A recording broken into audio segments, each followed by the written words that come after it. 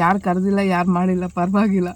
ನಮ್ಮ ಅಮ್ಮನಿಗೆ ಇವತ್ತು ನಾನು ಪೂಜೆ ಮಾಡಬೇಕು ಅಂತ ಆಕ್ಸಿಡೆಂಟ್ ಆಗಿ 7 ವರ್ಷದ ಮೇಲೆ ಇಲ್ಲಿಗೆ ಬಂದೆ. ಅದರಲ್ಲಿ ನನ್ನ ಕೈಯಾರೆ ನಾನೇ ಅಡುಗೆ ಮಾಡ್ಕೊಂಡು ಬಂದು ಪೂಜೆ ಮಾಡೋದ್ರಲ್ಲಿ ತುಂಬ ಖುಷಿ ಇದೆ. ಒಂದು ಕಡೆ ನೋವು ಇದೆ, ತಾಯಿ ಇಲ್ಲ ಅಂತ. ತಾಯಿ ಇದ್ದರೆ ಕರೀತಾರೆ.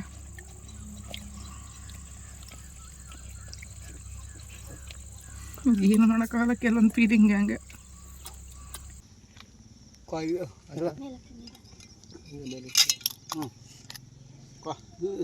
ಕ್ಯಾಪ್ ಹಾಕ್ಬಿಟ್ಟು ಹುಷಾರು ಹಿಡ್ಕೊ, ತಳ ಹುಷಾರಾಗಿ ಹಿಡ್ಕೊ, ಬೀಳಿಸ್ಬಿಟ್ಟು.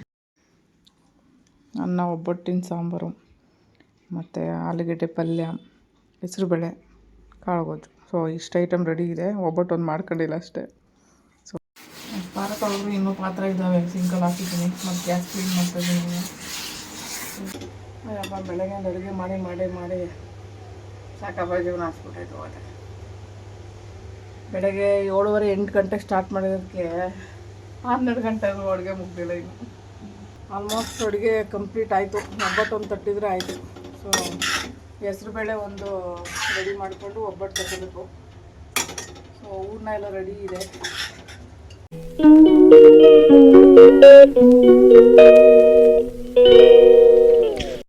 ಬೇಳೆ ಮಡಕೆಲ್ಲೇ ಬೇಯಿಸ್ಕೊಂಡೆ. ಸೊ ಒಬ್ಬಟ್ಟಿಗೆ ಎಲ್ಲ ರೆಡಿ ಮಾಡ್ಕೊಂಡಿದ್ದೀನಿ. ಸೊ ಇಲ್ಲಿ ತೆಂಗಿನಕಾಯಿ ರೆಡಿ ಮಾಡಿದ್ದೀನಿ. ಇಲ್ಲಿ ರಸಮ್ಗೆ ರಸಮ್ ಅನ್ನೋದು ಒಬ್ಬಟ್ಟಿನ ಸಾಂಬಾರು. ಒಬ್ಬಟ್ಟಿನ ಸಾಂಬಾರಿಗೆ ಬೇಳೆ ಕಟ್ಟು ನೀರನ್ನ ಎತ್ತಿಟ್ಟಿದ್ದೀನಿ. ಮತ್ತು ಇದನ್ನು ಸ್ವಲ್ಪ ಬೇಳೆ ಎತ್ತಿಟ್ಕೊಂಡಿದ್ದೀನಿ. ಇವಾಗ ರುಬ್ಬೋದಕ್ಕೆ ಹಾಕೋಬೇಕು.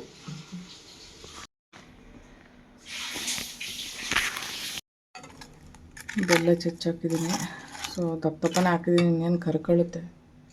ಸೊ ಇವಾಗ ತೆಂಗಿನಕಾಯಿ 2 ಚಿಪ್ನ, 2 ಕಂಪ್ಲೀಟ್ ಕಾಯಿನ ನಾನು ತುರಿದಿಟ್ಕೊಂಡಿದ್ದೀನಿ.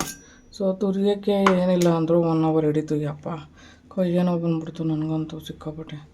ಬಲಗೈಲಿ ಬೇರೆ ಆಪ್ರೇಷನ್ ಆಗಿರೋ ಕೈ ಅಲ್ವಾ.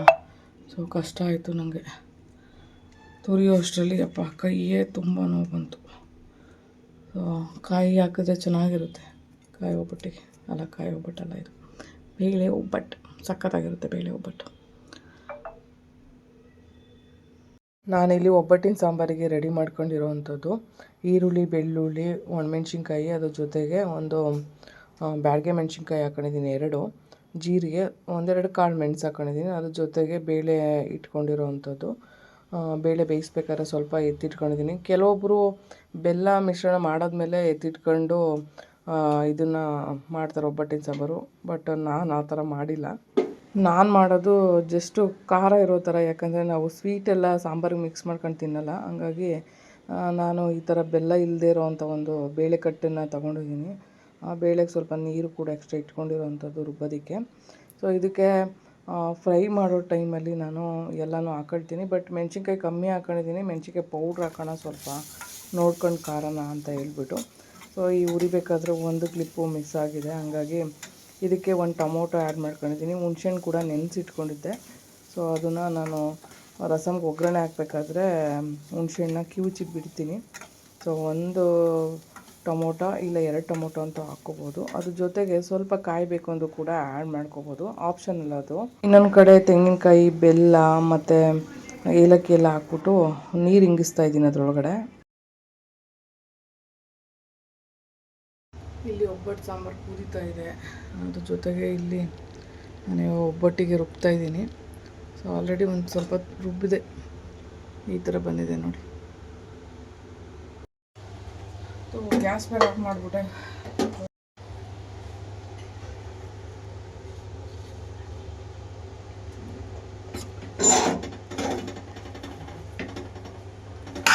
ಆಲೂಗಡ್ಡೆ ಪಲ್ಯ ಇವಾಗ ರೆಡಿ ಆಗ್ತಾ ಇದೆ.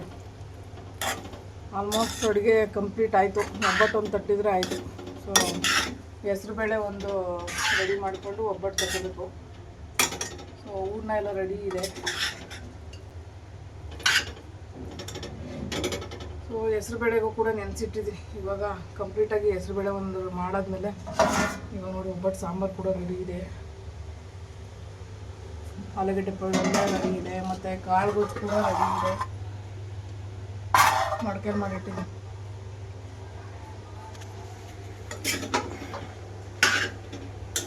ಅಯ್ಯಪ್ಪ, ಬೆಳಗ್ಗೆ ಅಡುಗೆ ಮಾಡಿ ಮಾಡಿ ಮಾಡಿ ಸಾಕಾಗ ಜೀವನ ಹಾಕ್ಬಿಟ್ಟೈತೆ ಹೋದ. ಬೆಳಗ್ಗೆ 7:30 8 ಗಂಟೆಗೆ ಸ್ಟಾರ್ಟ್ ಮಾಡಿರೋದಕ್ಕೆ 12 ಗಂಟೆ ಅಡುಗೆ ಮುಗ್ದಿಲ್ಲ ಇನ್ನು.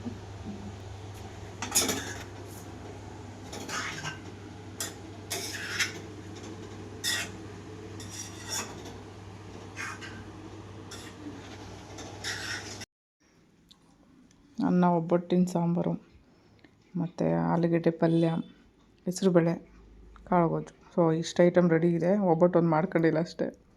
ಸೊ ಅದನ್ನು ಮಾಡಿಬಿಟ್ಟು ಪೂಜೆಗೆ ಹೋಗಬೇಕು. ಹಾಗಾಗಿ ಬೆಳಗ್ಗೆಯಿಂದ ಊಟ ಮಾಡಿಲ್ಲ. ಆದರೆ 2 ಗಂಟೆ ಆಗಿದೆ. ಸೊ ಇವಾಗ ತಿಂತಾ ಇರೋವಂಥದ್ದು. ಪೂಜೆ ಆಯಿತು, ರಾಯರ ಪೂಜೆ ಮಾಡಿದ್ದಾಯಿತು. ಟೈಮ್ ಆಗಲೇ 2 ಗಂಟೆ 5 ನಿಮಿಷ. ಸೊ ರಾಯರ ಪೂಜೆ ಮುಗೀತು. ಇವಾಗ ಊಟ ಮಾಡ್ತಾಯಿದ್ದೀನಿ.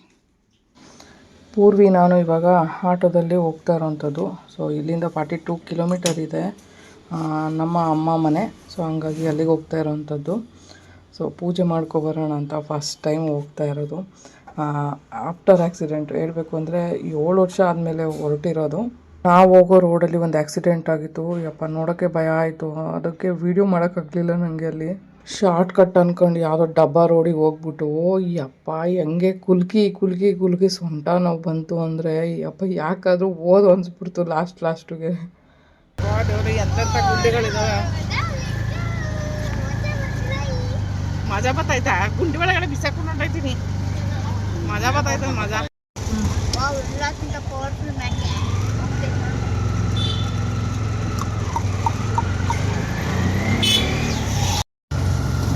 ಡಬ್ಬ ರೋಡಲ್ಲಿ ಬಂದು ಸಿಕ್ಕಾಕೊಂಡಿದ್ವಿ.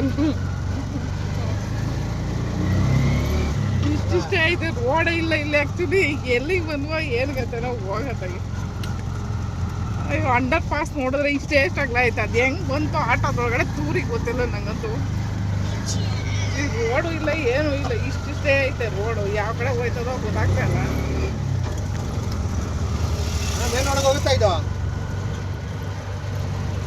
ಸದ್ಯ ಮೇಲೆ ಹೊಡ್ಕೋದ್ರೆ ಜೀವ ಬದುಕಳ್ತು ಅಷ್ಟೇ. ಬದುಕಿತ್ತು ಬಡ ಜೀವ ಅಂತ. ಅಮ್ಮ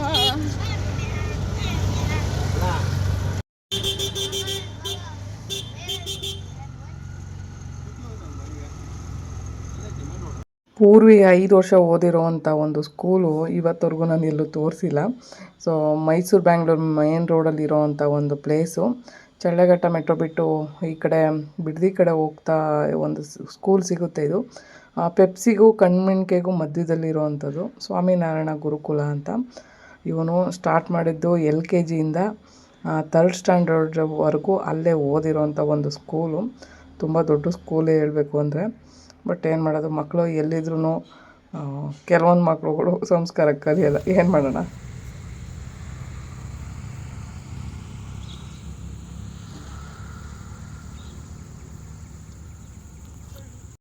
ಇದು ವಂಡರ್ಲಾ ಪಕ್ಕದಲ್ಲಿರೋ ನೀಲಗಿರಿ ತೋಪು ಅಂತ ಹೇಳ್ತಾರೆ. ಸೊ ಈ ಕಾಡು ಪ್ರದೇಶ ಇದೆಯಲ್ಲ, ಬೇಸಿಗೆಕಾಲ ಬಂದರೆ ಪೂರ್ತಿ ಬೆಂಕಿ ಇಟ್ಬಿಡ್ತಾರೆ. ಅಲ್ಲೆಲ್ಲ ಜಾಸ್ತಿ ಎಲೆಗಳು ಅದು ಇದು ಉದುರಿರುತ್ತಲ್ಲ, ಅದೆಲ್ಲ ಬೆಂಕಿ ಎತ್ಕೊಬಿಡುತ್ತೆ. ಸೊ ಆವಾಗವಾಗ ಈ ಕಾಡನ್ನ ಕಡಿತಾನೂ ಇರ್ತಾರೆ. ಸೊ ವಂಡರ್ಲಾ ಪಕ್ಕದಲ್ಲೇ ಬರುತ್ತೆ ಇದು. ಸೊ ಇಲ್ಲಿ ನಿಯರ್ ಬೈ ವಂಡರ್ಲಾ ಇರೋವಂಥದ್ದು. ಇಲ್ಲೇ ಪಕ್ಕದಲ್ಲಿ 100 ಮೀಟರ್ ಅಷ್ಟೇ ದೂರ. ಸೊ ಇಲ್ಲಿ ಕೂಡ ನಮ್ಮಮ್ಮ ಒಂದು ಕಾಲದಲ್ಲಿ ಕೆಲಸ ಮಾಡಿರೋವಂಥದ್ದು ವಂಡರ್ಲಾ ಕಟ್ಟುವಂಥ ಟೈಮಲ್ಲಿ. ವಂಡರ್ಲಾ ಪಕ್ಕದಲ್ಲೇ ಒಂದು ದೇವಸ್ಥಾನ ಕೂಡ ಇದೆ, ಚೌಡೇಶ್ವರಿ ದೇವಸ್ಥಾನ. ಸೊ ಅಲ್ಲಿ ಹೋಗುವಂಥ ಒಂದು ಪ್ಲೇಸ್ ಅಂತ ಹಾಕಿದ್ದಾರೆ. ಬಟ್ ಈ ವಂಡರ್ಲಕ್ಕೆ ನಾನು ಚೆನ್ನಾಗಿರೋವಾಗ 2 ಟೈಮ್ ಬಂದಿದ್ದೆ. ಅದೇ ಖುಷಿ. ಏನಂದರೆ ಅಮ್ಯೂಸ್ಮೆಂಟ್ ಪಾರ್ಕಲ್ಲಿ ಎಲ್ಲ ಆಟಗಳನ್ನೂ ಆಡಿದ್ದೀನಿ. ಯಾಕಂದರೆ ನಂಗೆ ತುಂಬ ಇಷ್ಟ. ಬೇರೆ ಬೇರೆ ಏನಾದರೂ ಕ್ರೇಜಿ ಗೇಮ್ಸ್ ಎಲ್ಲ ಆಡಬೇಕು, ಇದೆಲ್ಲ ತುಂಬ ಕ್ರೇಜ್ ಜಾಸ್ತಿ ನನಗೆ. ಬಟ್ ಏನು ಮಾಡೋದು, ಬಟ್ ಇವಾಗ ಆಗ್ತಾಯಿಲ್ಲ ಅಷ್ಟೇ. ಸೊ ಹಳ್ಳಿ ವಾತಾವರಣ ಎಷ್ಟು ಚೆನ್ನಾಗಿರುತ್ತೆ ಅಂದರೆ ಹೋಗ್ಬೇಕಾದ್ರೆ ಖುಷಿ ಆಗುತ್ತಪ್ಪ. ನಾನು ಮದುವೆ ಆಗೋವರೆಗೂ ಹಳೆ ಮನೆಯಲ್ಲಿ ನಾವು ಊರಿಂದ ಒಳಗಡೆನೇ ಇದ್ದಿದ್ದು. ಸೊ ಮದುವೆ ಆದಮೇಲೆ ನಾವು ಊರಿಂದ ಹೊರಗಡೆ ಬಂದಿದ್ದು. ಸೊ ಹಳೆ ಮನೆ ಆಗಿರೋದ್ರಿಂದ ಹೊರಗಡೆ ಬಂದು ಹೊಲದಲ್ಲಿ ಮನೆ ಕಟ್ಟಿದ್ದು ಲಾಸ್ಟಲ್ಲಿ. ಕುಂಕುಮ ತಗೊಂಡಿಡು.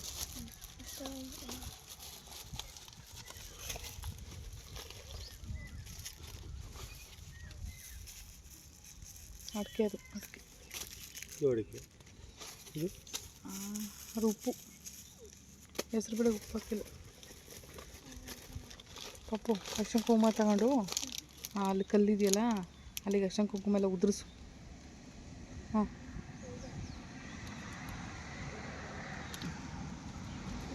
ಕೈ ಬೇಡ. ಆ್ಯಕ್ಚುಲಿ ನಾನು ಹೋಗಿ ತುಂಬ ವರ್ಷ ಆಗಿರೋದ್ರಿಂದ ಇಲ್ಲೊಂದು ಮಾವಿನ ಗಿಡ ಹಾಕಿದ್ದಾರೆ ಅಂತ ನಂಗೆ ನಿಜ ಗೊತ್ತಿಲ್ಲ.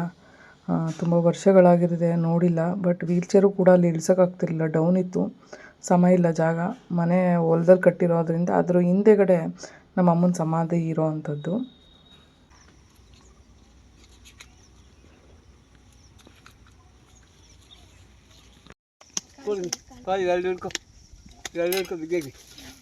ಹುಷಾರು ಚೆಲ್ಬಿಟ್ಯಾ? ಚೆಲ್ಬೇಡ. ಹಾಂ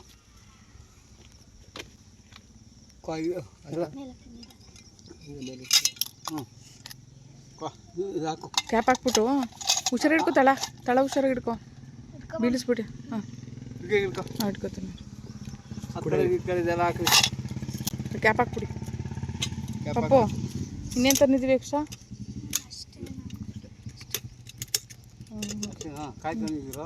ಹಾಂ ತೆಂಗಿನಕಾಯಿ ತಂದಿದ್ದೀವಿ. ತೆಂಗಿನಕಾಯಿ ಜುಂಕಿ ಇಲ್ರಿ, ಅದು ಹೊಡ್ಕೊಳ್ಳಲ್ಲ ಇಲ್ಲಾಂದರೆ.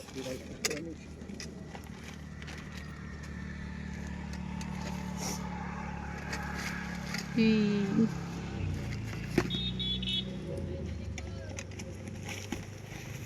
ನಾಯಿ ಎಲ್ಲೋಯ್ತು? ಹಾಂ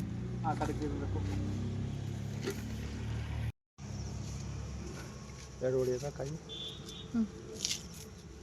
ಹೊಡಿ. ಉಪ್ಪು ಅಲ್ಲ ಏನು ಇದಕ್ಕೆ ಹಾಕ್ಬಿಟ್ಟು ಬಂದವರು.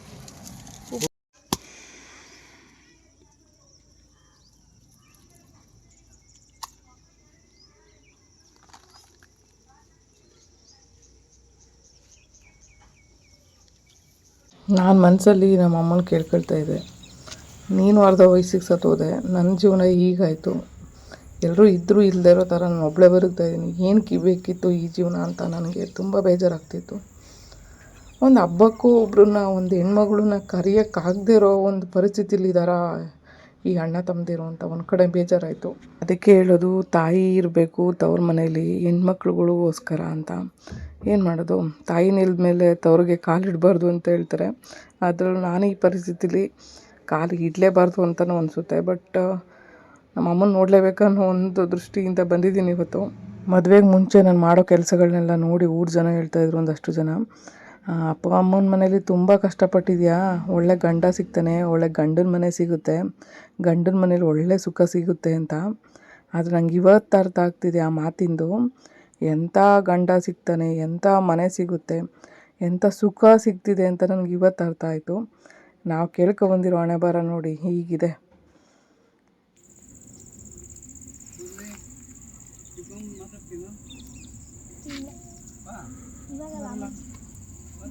ಬರಲ್ಲ.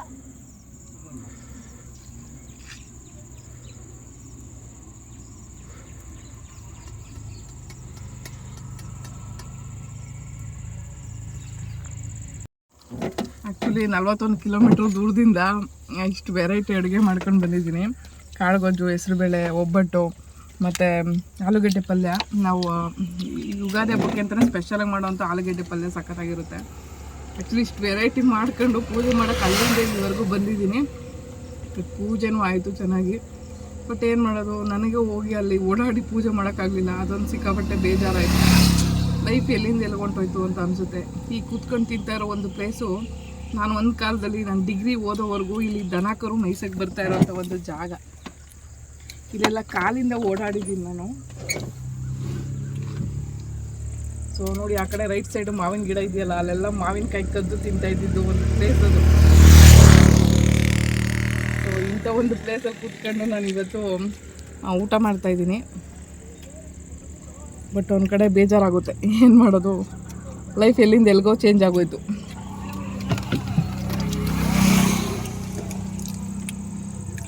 ಇದೇ 10-12 ವರ್ಷದ ಹಿಂದೆ ಈ ಜಾಗದಲ್ಲೆಲ್ಲ ಕಾಲಿಟ್ಕೊಂಡು ಓಡಾಡ್ತಿದ್ದೆ. ಬಟ್ ಇವತ್ತು ಕಾಲು ಇಲ್ದಂಗೆ ಓಡಾಡೋ ಪರಿಸ್ಥಿತಿ.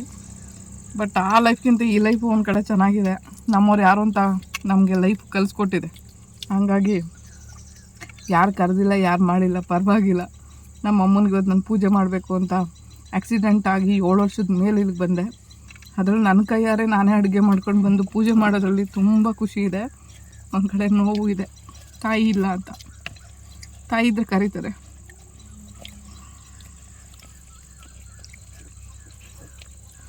ಏನು ಮಾಡೋಕ್ಕಾಗಲ್ಲ, ಕೆಲವೊಂದು ಫೀಲಿಂಗ್ ಹಂಗೆ.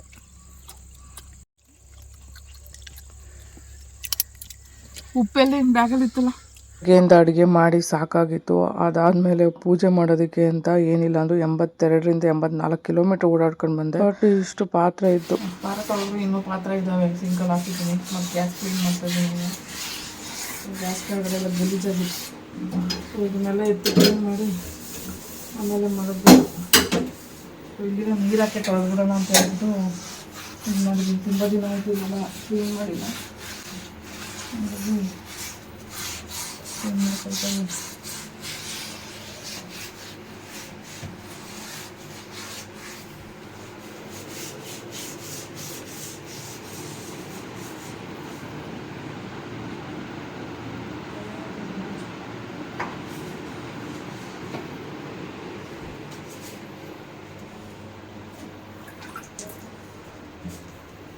ಎಡ್ಕಲ್ಲ ಬೇರೆ, ಎಡ್ಕಲ್ಲ ಏನಿಲ್ಲ, ಅದು ಅರೆಸ್ಟ್ ಮಾಡ್ತೀನಿ. ಇದು ಬೇರೆ ಅದೇ ಕಲರ್ ಇರೋದ್ರಿಂದ ಗಲೀಜು ಕಾಣಿಸಲ್ಲ ಇದರಲ್ಲಿ. ಬಟ್ ಕೊಳೆ ಉಚ್ತಾ ಇದ್ರೆ ಕಾಣಿಸುತ್ತೆ, ಗೊತ್ತಾಗುತ್ತೆ ಇದಕ್ಕೆ.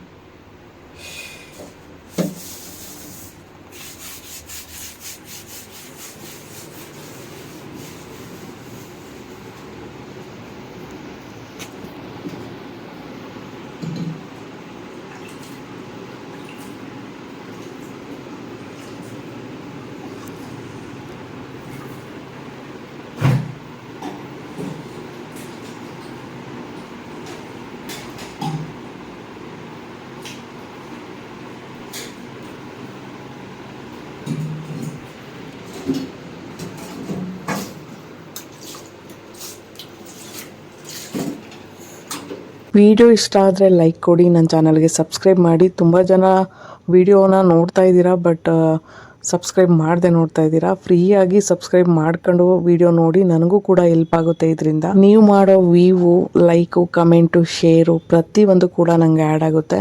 ಸೊ ಇನ್ನೂ ಇಷ್ಟ ಆದರೆ ನನ್ನ ಚಾನಲ್ನ ನೀವು ಬೇರೆಯವ್ರಿಗೆ ಸಬ್ಸ್ಕ್ರೈಬ್ ಮಾಡಿಸ್ಬೋದು. ತುಂಬ ಥ್ಯಾಂಕ್ಸ್ ಹೇಳ್ತೀನಿ ವಿಡಿಯೋ ನೋಡಿದ್ದಕ್ಕಾಗಿ.